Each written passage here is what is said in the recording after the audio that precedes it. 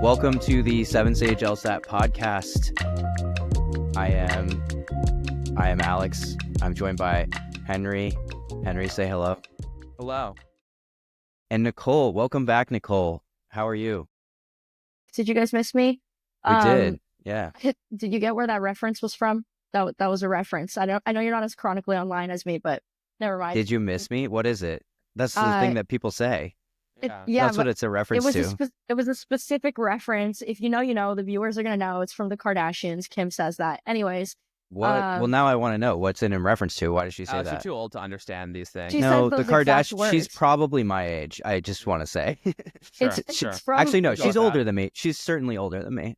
Okay. Yeah. She's a mystery. The woman's an enigma, but she starts out like the first episode of every season being like, I'm back. Did you miss me? So I'm back. Did you guys miss me? Thank you for having me. I'm excited. Welcome back. Okay, now I get it. That's the best way to address references, right? To just unpack them entirely, argue about how old I am. That's great. That's what the viewers want, right? Great. Well, Nicole, how you are a favorite in live sessions. How have they been going? As is Henry. It's all right. I'm old news nowadays. I don't have the same ranking. I don't have the pizzazz that I once did. I've been beaten down after. I think you have plenty of pizzazz. Live sessions have been good. It's been really fun. We've been incorporating some new classes on the schedule. Got a lot of fun things I'm looking forward to teaching. So yeah, can't complain. It's been fantastic. Amazing. Glad to hear that. And we're here today to actually talk about some topics that you address in one of your live sessions. You want to tell us about it? What's it called? Yeah, so every Tuesday, I teach a class called Cracking 170, where it's essentially my playground to pick any topic that I find interesting in LR, or not so much interesting, but something that I think will be beneficial to those students that want to break through a plateau, for example. And so, yeah, I cover a different topic every week. It's actually a duo class. On Wednesdays, I teach confidence boosters. I teach exactly the same topic, but with slightly beginner-friendly questions, right? So 1 to 3 star versus Cracking 170, we do 4 and 5 star. So yeah, it's a great way to stop by, practice some new skills, do some new drills. Yeah, so wherever you are in your journey, Nicole's got you covered. Confidence boosters, if you're towards the beginning or you're farther along, but you just need some, you just need some wins, some W's, like, show up, get a boost, get a morale boost. And then, if you're at that plateau, if you're looking to get over the hill, Cracking 170. Awesome. Tough not to crack. Yeah. It's tough, but Nicole has highlighted some important skills that I think will help. Should we start with any of the pre-phrasing? Yeah, sure. What do you want to know? I like to call myself the queen of pre-phrasing. I named myself, not that anybody gave me that title, but I am against the argument. Some people say that certain questions can't be pre-phrased. I beg to differ. I think pre-phrasing is beneficial in all types of LR questions, even some RC questions. So I try to interject pre-phrasing everywhere I possibly can, especially in that class. Things like law questions, inference questions, must be true, must be false. The world's your oyster for pre-phrasing. For those of you who don't know, could you just go over what do we mean by when we say pre-phrasing? Yeah, I actually don't know where the term pre-phrasing, why we call it pre-phrasing, but essentially it's where you read your stimulus, you come up with a prediction of what you think the correct answer choice is going to say. Doesn't have to be word for word, right? But at least you have a direction you're looking in. And then you look into your answer choices and try to kind of match it against your pre-phrase, your prediction, and look for the one that's closest. Right. Yeah. Good. Henry, thoughts on pre-phrasing? Yeah, I mean, I am a big lover of pre-phrasing. When I was studying, and I did in fact crack 170. I did a lot of pre-phrasing myself too. I think answer prediction is great. You can't do it for every question for sure, but I do think you can do it for more questions than maybe people will give it credit for. Maybe a large majority, but of course there are some exceptions. Some nuts that can't be cracked, I suppose, but a lot of them can. Well, the other thing I'll say is, like, I think that Prephrasing isn't always just to get the correct answer. Sometimes it's just to engage with the question. That's what I think sometimes gets lost, right? It's like, okay, like oftentimes I'm going to predict the correct answer. Great, that's a win.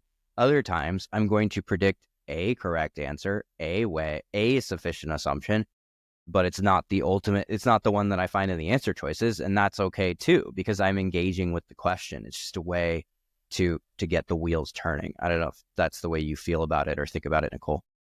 No, yeah, definitely. And of course, some questions it's impossible to prephrase word for word, like RRE, resolve, reconcile, explain, for example, or even something like argument part or main conclusion, where sometimes the answer choice just brings in a bunch of new language that maybe wasn't explicitly stated in the stem. But at least this directs you to stop, read your stimulus, take a couple seconds, process all the info you just read, and come up with a direction you're going in. Like, okay, at least I know that I start with some context, I go into a premises, maybe I have a sub-conclusion, end on the main point. Even if I don't prephrase exactly what the answer choice is going to say for main conclusion, I have a direction, like I'm looking for something similar to this sentence, for example. Yeah, that's great. Maybe we could get into maybe more the mechanics of how you would go about doing it. I think we could start with some of the more pre-phasable questions. I know you put down things like must be true and must be falses. What's your general idea about how you would go about pre-phasing a must be true? Yeah, good question. So, especially if it's a conditional logic heavy one where we have to brush up on our conditional diagramming skills, how do we translate our premises, link them into a larger chain? Before I look at my answer choices, I might take a look at my fully translated chain, right? Arrows and all. And I can come up with as many valid inferences as I can. So, for example, if I end up with a stimulus that has a long linear chain, like A to B to C to D, whatever, I know that, oh, the only must be trues I can have are some connections between A to C, A to D, right? Maybe the contrapositives. In class, we practice with the students writing out all of our possible inferences, taking all the contrapositives and comparing that against your answer choices. Sometimes when you dive straight into the answer choices, you might not catch like a sufficiency necessity swap, for example. When you have it laid out in front of you or you spend some time to think, I feel like it just helps you nail in that correct answer choice a little quicker. Yeah, I think that's great. Starting off by writing out chains, linking conditionals, I think is key. Sometimes it's a little bit awkward when in a must be true, not every piece of information is going to be relevant to the right answer. And unfortunately, they don't write things out A, B, C, D. And just looking for repeated terms or repeated ideas, I think, is also a good way to start by looking to make those inferences. You're like, all right, is there any inference to be made when cars have wheels and birds have wings? Not really. But when when they repeat another sentence about birds, you're like, okay, maybe there's an inference we can make there. So I think that's definitely great. Um, are there any other answer choice or not answer choices, but question stems that we feel like are on the easier end to prephase or more prephasable besides just must be true? Flaw questions I feel like are great for prephrasing. The way I like to go about this is I think about larger cookie cutter categories of flaws, if that makes sense. Like when I read a stimulus, not every stimulus is the same, of course. Every single LR question has a different subject material, like whether it's about birds, like you said, or cars having wheels or something completely different. But a lot of them follow some cookie cutter patterns, right? So I know that if I'm reading a stimulus that's about a scientific experiment, I can narrow myself down and know, okay, there's only a couple flaws that pertain to scientific experiments, like missing a control group, having a small sample, unrepresentative sample. I like to have the students write out a whole list of all their flaws, like a toolkit, and categorize them by certain patterns. So like these ones are for science questions. These ones are for math arguments. These ones are for conditional arguments. And once you can narrow that down, you only have like 3 or 4 or 5 maybe potential flaws, and you can quickly pick out of those couple. And then eventually it'll become second nature. You don't have to always be sitting with a piece of paper, but you'll start building up the pattern recognition after that. Yeah, pattern recognition is huge on this test, especially for getting right answers. I think that it also pertains to, you mentioned experiments, like things like weakening and strengthening questions. A little bit less prephasable sometimes, but if you notice the pattern of phenomenon hypothesis or correlation in the premises, causation in the conclusion, you're in a weakening question. Like, I don't know, 80% of the time, 90% of the time, you're going to be introducing an alternative explanation for that correlation. And so, Exactly. yeah, I feel like it's like a little bit less prephasable, that you don't really know what a right answer choice will say. Oh, the sidewalk's wet, conclusion, it rained. You don't know what the right answers will say, but you'll probably say, well, there's going to be some alternative explanation for why the sidewalk is wet. Yeah, for sure. And actually, you reminded me of a great point when you mentioned phenomenon hypothesis. Another highly, in my opinion, pre-phrasable branch of questions are all the causal argument questions, specifically like weak and strength and eval. And in my causal classes and in Cracking 170, we actually came up with this acronym that I don't know if any of your guys' live classes, anyone has dropped this in the chat, but this acronym is taking 7th stage by storm, and it's called CREA. So CREA, Korea. chronology, chronology, reversal, evidence, alternative. So those are the only 4 things that pertain to weaken or strengthen or eval necessary assumptions for a causal argument. So I can't take credit. Like, I was lecturing them on the ideas and somebody came up with that acronym, like cats rarely eat asparagus, CREA. Wow, Then it just took off. So like my class, like people just call it CREA class. Sometimes I'm teaching a random class. People are just spamming CREA in the chat. that's great. So that's another maybe Cracking 170 tool, is to remember CREA, I guess. That's very catchy. Yeah. Yeah. Maybe I'll Um, campaign JY to like give it a shout out somewhere in the curriculum if it takes enough fuel. Yeah, yeah. It's always good to have those mnemonics. Yeah, I mean, I think one thing that strikes me is like some of these things, these patterns that we're talking about, like I know for myself, like as I did the test, like it sort of becomes intuitive, like you feel it, but it's useful to be able to put a label on it. It's useful to go to class and sort of like isolate it because it makes it more automatic the next time, right? So some of these things like you will develop a sense for it, sort of intuitively predicting, I've done this enough that like I think that this feels like where this question is going.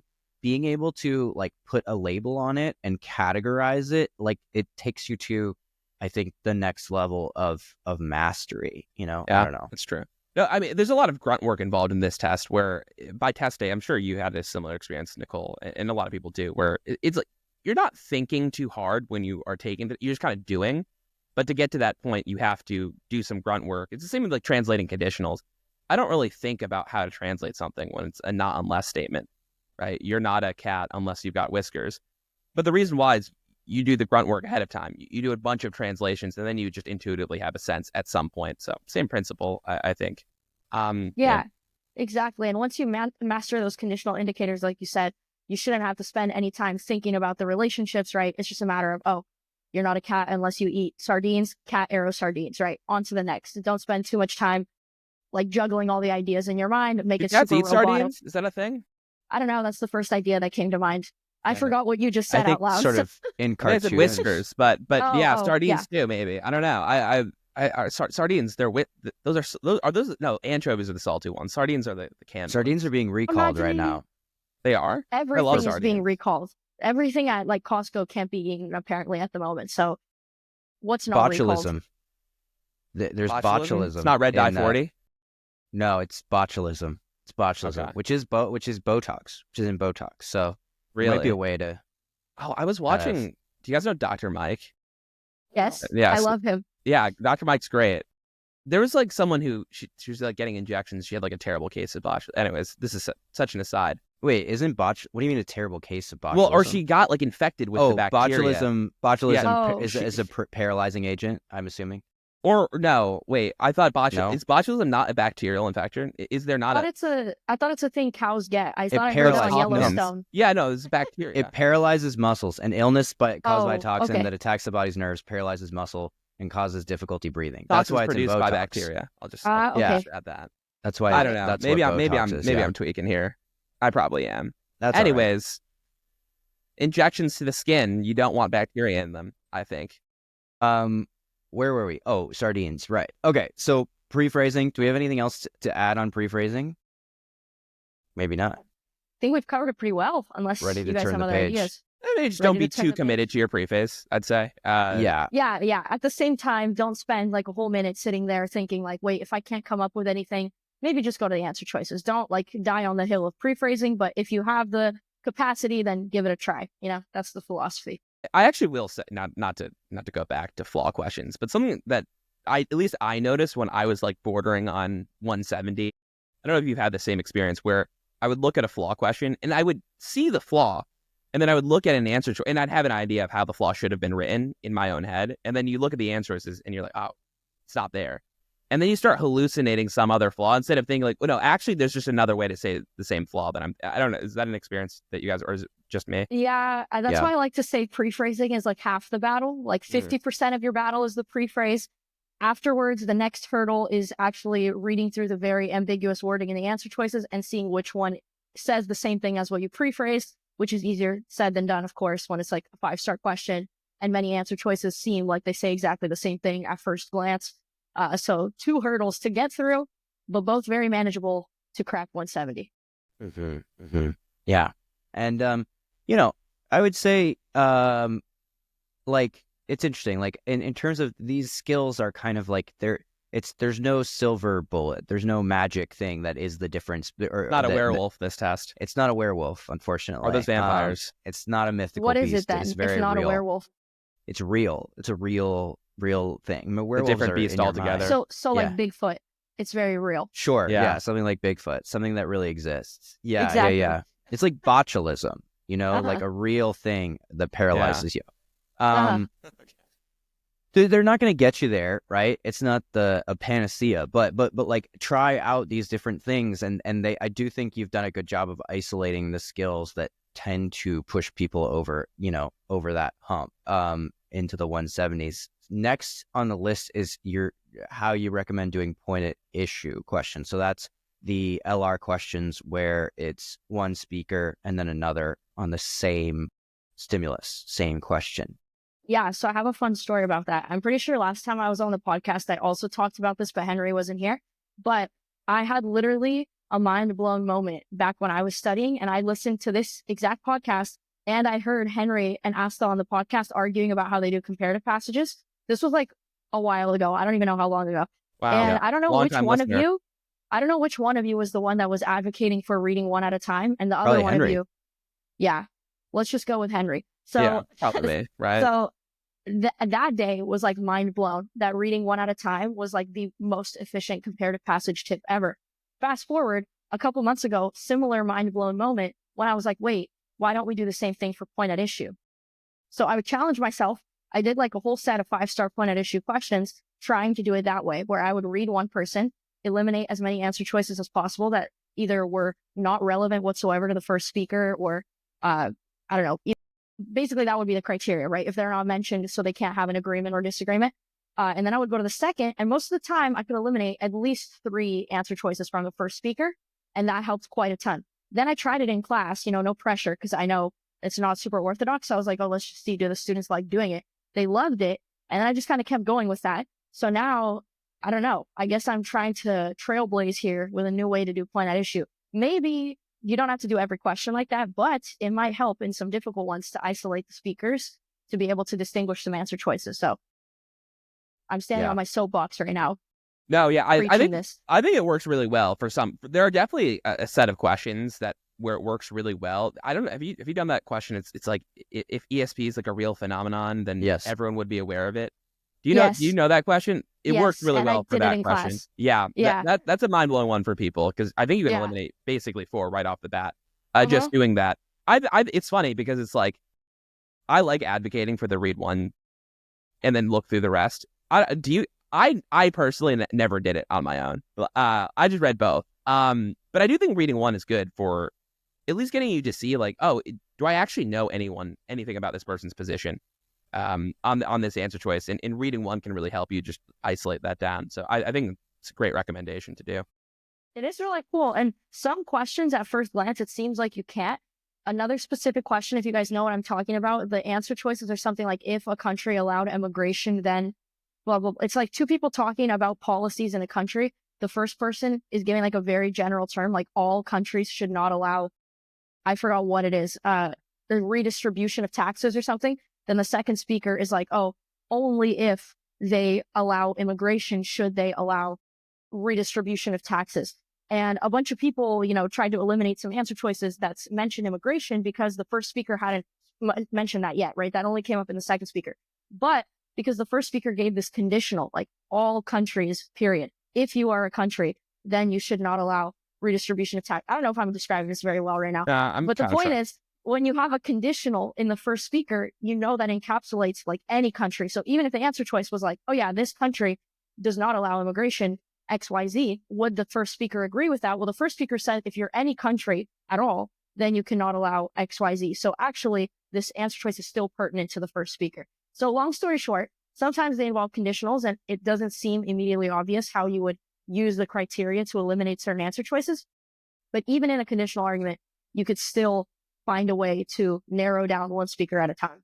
Yeah. Mm-hmm. I think that's wise. What you bring up too is another point, maybe tangential, is just that it's helpful to take this test as literally as possible. Right? When they say all countries should redistribute wealth, they mean it. They mean every single country. In common parlance, when we say something, we often exaggerate. I was crying all day yesterday, which means that maybe I was like crying for a couple hours, right? No, but on this test, the tears of joy from winning every day. But on this test, they say I was crying all day. They literally mean it, right? It literally every second of the day they were crying. And that's just something that I think you can run into problems where you look at something, you're like, oh, they don't really mean that. It's like, no, you should take it. When they say all, they mean it. Literally every single country. It's good. It's good points. Yeah, that's a great point to separate the LSAT from real world in that respect. Also in the respect of flaws, not to go back to flaw questions, but sometimes the students won't catch certain flaws because they'll be like, well, in my world, this argument absolutely makes sense, like an ad hominem flaw. They'll be like, well, this is perfectly reasonable. And I'm like, yeah, in the real world, ad hominem might be a very valid way to attack an argument. But in LSAT world, I'm completely switched to LSAT Nicole, and I'm not even thinking ad hominem. Any attack on someone's personality automatically disqualified. So I have to make sure I separate my intuition from the rules of the exam, I guess. We just talked about this on the last one, that certain ad hominem attacks are totally compelling. Even that you find on the LSAT. I mean, I can't think of any. A lot of them are not. But I feel like I've encountered some where I'm like, oh, that would be an argument that I would entertain in the real world. Because you're telling me examples for sure about someone's beliefs or actions and how I would expect those to impact the things they do in the future. And in real life, that's absolutely those are things that I consider, right? But on the LSAT, that is not, I think what I said on the last podcast, because I know it, in fact, because I was editing it before this, as I said, the LSAT deals in certainties, right? If it says this evidence shows me that this will definitely happen, right? If it's something about someone's character or past actions, that's simply not a certainty, Yeah, I mean, this is a distinction between rhetoric and reason. And often when we go in, we think we're making good arguments. It's they're rhetorically good. They're rhetorically persuasive. But as a matter of reason, they might not be fully persuasive. So, right. Very good.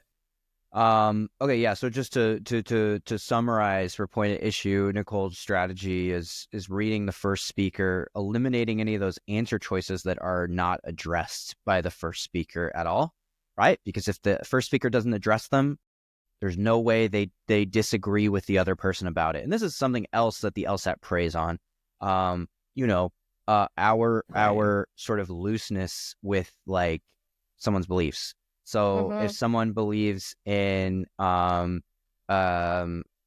is against deforestation, if they're arguing against deforestation, then maybe you'd get an answer choice that it's we should switch to alternative energy, right? And it's well, okay, I could assume that someone who cares about deforestation would also be passionate about alternative energy. It's an assumption that I might make in everyday life, but that's not an assumption I can make on the LSAT. And I think sometimes that happens here, where it's in this isolating one speaker at a time allows us to do this a little bit easier. Well, they didn't say anything about alternative energy. The words don't show up.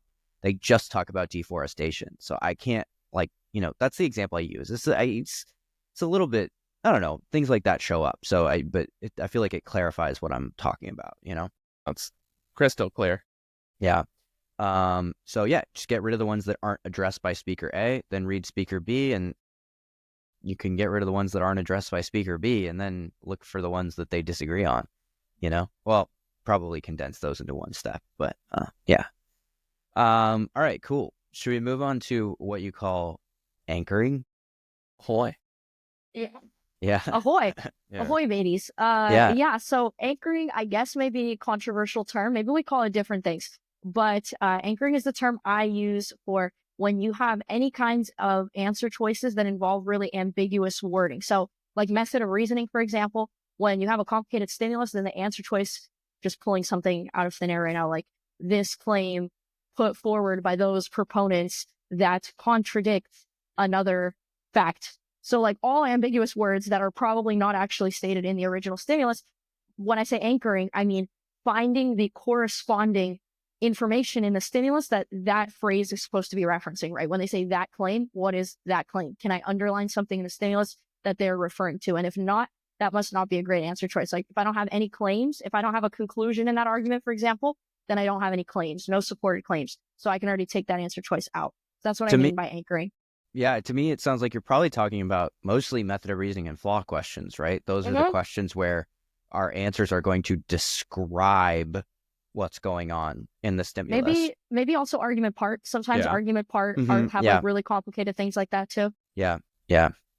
Argument's weird because it's like, yes, you're only describing one piece of the argument, but you kind of have to do the entire method of reasoning of the argument to begin with to really get them right. So yeah, two peas in a pod, as they were. Yeah. Main conclusion too. Maybe. Yeah. But like not in the same way, right? Because that's just sort of restating. It was stupid. The second it left my mouth, I was like, it's a descriptive question, but it's not the same type. It's not the answer choice. It's like synonymous. It's not like describing how it's unfolding. Yeah, but sometimes referential phrasing. They have referential phrasing, so it's like, what were they talking about? Yeah, that's true. For sure. Yeah, I mean, it is. Yeah, matching it up in the same way. Yes, if you have a main conclusion answer choice that is really pretty far removed from stating the same sentiment as the main conclusion, but in such different words. Yeah, you can think of it as anchoring it back in the text, lining it up, making sure it's I take it back. No, there's a lot of referential phrasing and anchoring that you need to do in main conclusion question, just not necessarily in the answer choice, right? In the stimulus, to me, John says I would just think of it. He's wrong. Here's why. Yeah. I would think of it in two different. I guess I think of anchoring in the way that you described it as really being like, I talk about it a lot in flaw questions. Make sure it's descriptively accurate, and then make sure it's describing a flaw. Right? The answer choice. Make sure it's actually, you can, like you say, anchor it back in the text. Like that's the first thing. Is this actually, can I line up everything that's going on in this answer choice with what happened in the stimulus that I just read? Okay. If I can't, then I don't have to think about it anymore. And so many answer choices you can just get rid of because they don't describe. And then if they do, then you ask yourself, okay, now is that actually a flaw? It is describing my argument, but is that actually a flaw with the argument, or is it just something the argument's doing? True. To Henry's point, though, actually, main conclusion, I feel like also in RC, anchoring is very important too, because like a main point question, a lot of the times what makes a main point answer choice incorrect is just because one extra little clause at the end cannot be anchored back at all to the whole passage. Like nowhere was this stated. So anchoring is important for main point and main conclusion for sure, and probably other RC questions mixed throughout. Absolutely. You hear that, Alex? Nicole says I'm right.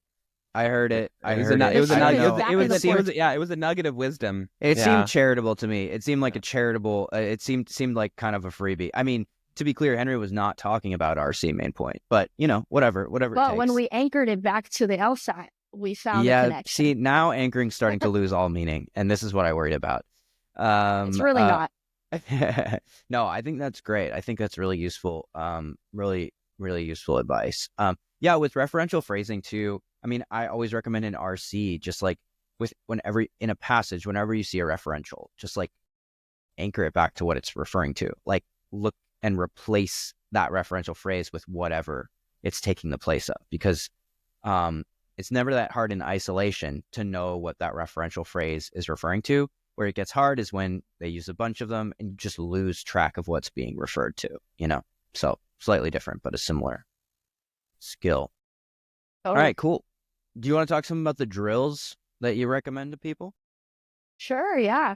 I have a bunch of different drills. Some of my favorites, we could talk about the snowball drill. Just like Kriya, I don't know if I could take credit for this name. Somebody in my class came up with this name and I like it. So essentially, the idea is that you are a snowball, a happy little snowball tumbling down a snowy hill. The idea is that at the beginning, it might be hard to build up momentum. My gosh, I don't know physics, whatever. It might be hard to build up momentum.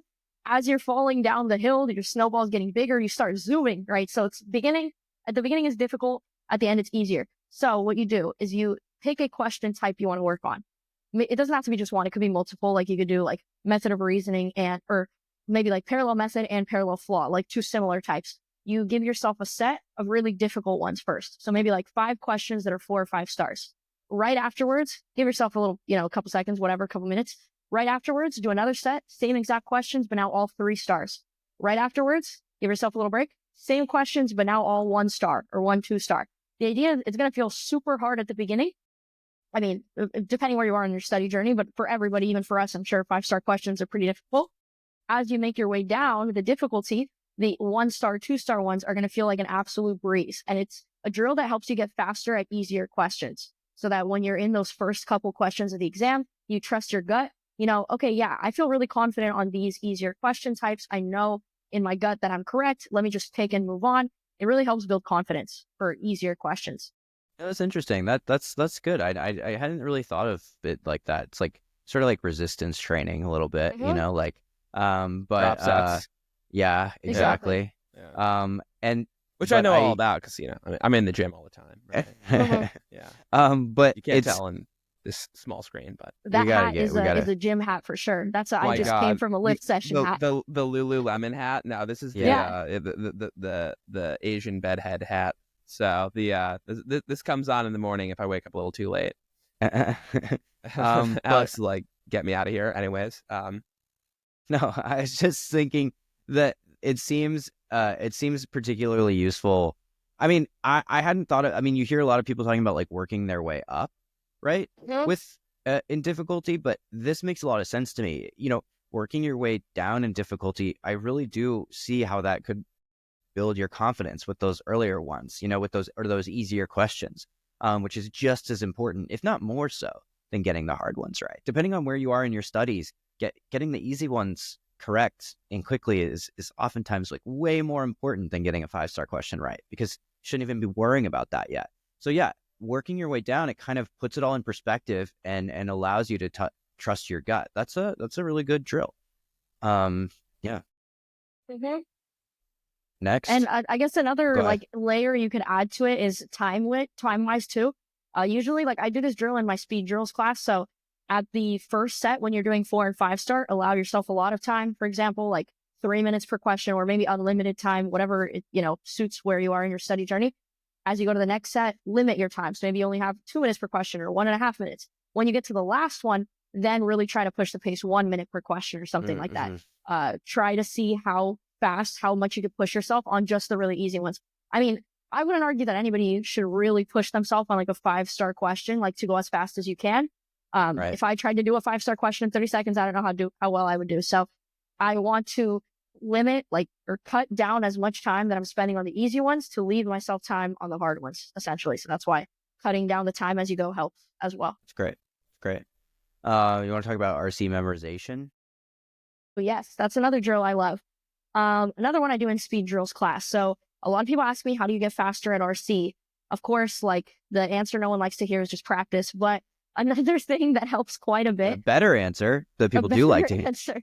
Yeah. A better answer is, I like to advocate, and I don't know about you guys, but I like to spend way more time reading than answering the questions. So you want to have a good chunk of time to make sure you understand the text. And at that point, once you go into your questions, as long as you have strong low-res summaries, it's kind of like a you know it or you don't, right? You go into your question, you should, from your low-res summary, either know or remember where this came from or you don't.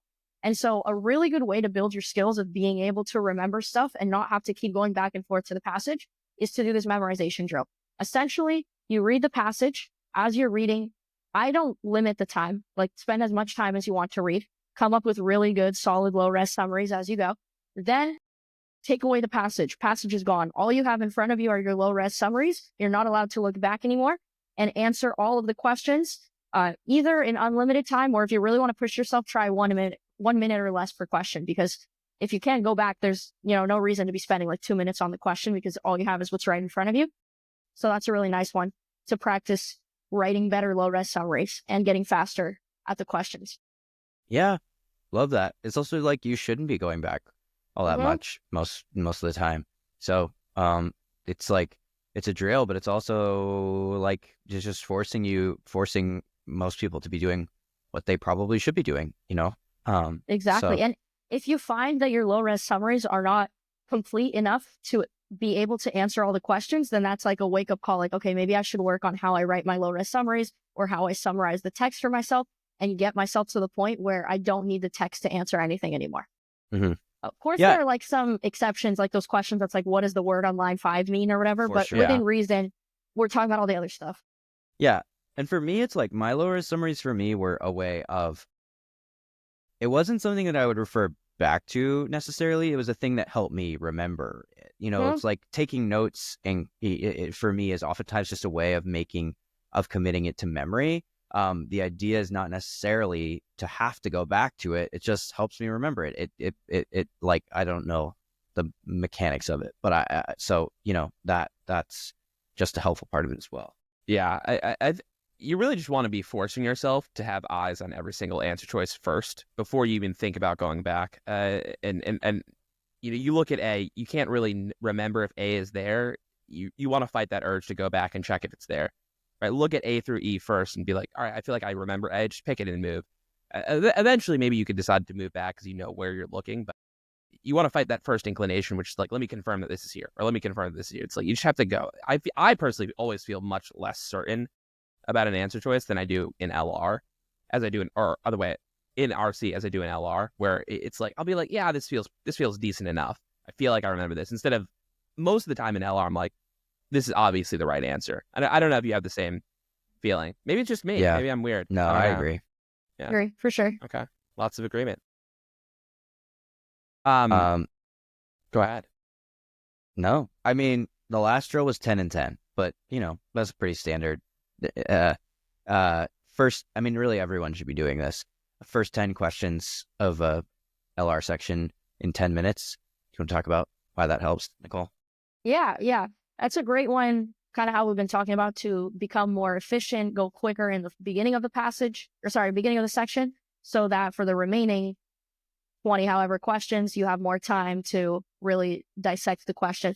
Another thing you can adapt this into, what I did when I was studying, is I actually use this as my warm up. So not always like the full 10 and 10, but I would warm up every study day with like a 5 and 5, 7 and 7, even on actual LSAT test day. Of course, now we don't have logic games, but I warmed up with like one logic game and one 10 and 10 drill right before the exam. And I would encourage like anybody who wants like a quick warm up, because imagine like you come to the exam, worst case scenario, your very first section is RC and like the first passage is already hard. Like your brain hasn't warmed up to like reading complicated words yet. So if you start with like a quick, even just like 5 and 5, at least you're used to reading LSAT language again, and that gets you in the zone. So I would recommend that as a warm up too. Totally. Yeah. Agreed. I think I will add for cracking ones, especially if you're going to be cracking 170, I think you should be aiming closer for something. Oh no, my rice cooker's going off. You should be aiming for something closer, like in 15 and 15. Yeah. I think that's a little bit, which means that the first 10 is probably going to be a little bit under 10 minutes. 10 and 10 is a great place to start. It's something that everyone should do. I just think mentally it helps people knowing that they're going to have around 20 minutes for the last 10 or so questions. It's like 2 minutes per question, which is a lot of time, which you might want to be spending on questions that are going to be filled with traps, and you have to read maybe a little bit more critically and pay more attention to detail. And you also don't want to end in a place where you have 2 minutes left to do a 2-minute question. I mean, it's impossible to do. You want to have more than enough time to get that last question done. So, but yeah, I agree. Speed is key on the first 10 or first 15 even. Question for you guys, actually, your strategies. If you get to the end of an LR section, I don't know how many of us are taking full LR sections anymore. I haven't in forever, but if you were to, right, would you use the extra time to go back and confirm any answer choices? Or like, what is your take on the last leftover minutes that you have? Assuming you have like a couple, no one's gonna have like 10 minutes left or anything, but like, what do you do with your extra time?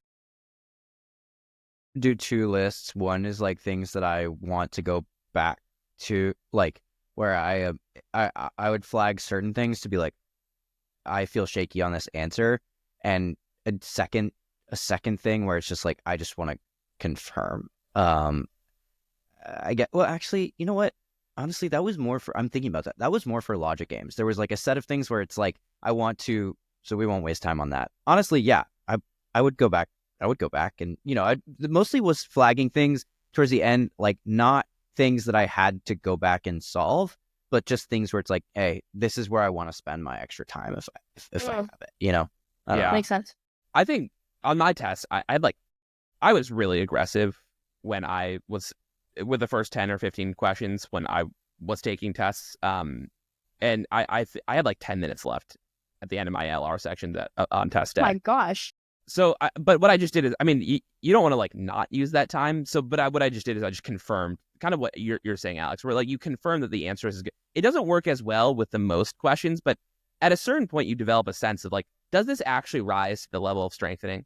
Like, does this actually strengthen or rise to some hypothetical level where it would be a right answer? And you know, often I would actually have to change one or two answers, usually around one answer in the first 10. But I was just totally paralyzed because my first test, I remember I was like finishing right at the end and I just could not think. I had like 3 minutes left to do the final question. It was like 3 minutes left even. And I was just like, I could not think at all. So I was like, I need to make sure I'm never in that place again where I feel That's like I valid. have any time pressure at all. I'm sure I got a little bit lucky too. It's not like that's every section, but I had a lot of time. I was like, I don't know, what am I going to do with this extra time? I don't know. Well, the reason I asked is I have like a hot take on that, but not that I should be like a poster child for anybody to do what I did, but I am of the maybe rare group of people that if I ever went back to a question again, I would overthink it too much and potentially Right. change my answer and end up being wrong. So when I was studying, whenever I blind reviewed, and I don't know if anybody listening has a similar situation, it might not be super common, but whenever I blind reviewed, I did worse than the original time. So I just realized that the best thing for me is not to go back. So when I had extra time on my exam, I just sat there and like stared at the wall. Yeah. And I ended up doing, I mean, I think if I had went back, I might have done worse. So that was just my personal thing. I'm not to say that that applies to most people, but that's why I was curious for you guys. But I think the biggest takeaway from that for me is that like there is no one size fits all approach to doing this, and it's very important to like examine your own processes, like and come up with those sort of, you know, that's not something that I would say for most people, but it is something that probably applies to you know, some percentage of people. Like it's not like insubstantial the number of people who probably do worse if they're able to go back. Now, I'm not giving that as a recommendation, but what I am recommending is like, you have the data. If you're taking weekly PTs, like look and see how you do when you have that time. And, you know, you should be like a scientist experimenting, making tweaks. Know thyself. Mm-hmm. Exactly. That's what the analytics page is there for. Exactly. Yes. Well, that was great. That was, I think, a lot in there. A breath of fresh air. Yeah. Yeah. Wonderful. I mean, so Nicole, you're teaching Cracking 170 on what day is it? Tuesdays. I should probably double check in case I'm giving you guys false info. I am checking. It's Tuesdays. 5 Pacific, 8 Eastern time. We also have it on Thursdays at 3 p.m. Pacific, but it's different. Haven't found a fixed teacher for that one yet, but yeah. And I was going to say, and I like to always advertise confidence boosters too, because they always go together. I always teach the same thing in both classes. So it's nice to be able to practice 4 and 5 star questions one day, 1 to 3 star the next day. So feel free to stop by either, depending what difficulty you're in the mood for that day. Absolutely. Well, thanks for being here, Nicole. A lot of great advice. Yeah. Stop by and say hello to Nicole in live sessions, and we'll see you all again soon. Bye, everyone. Thanks for having me, guys.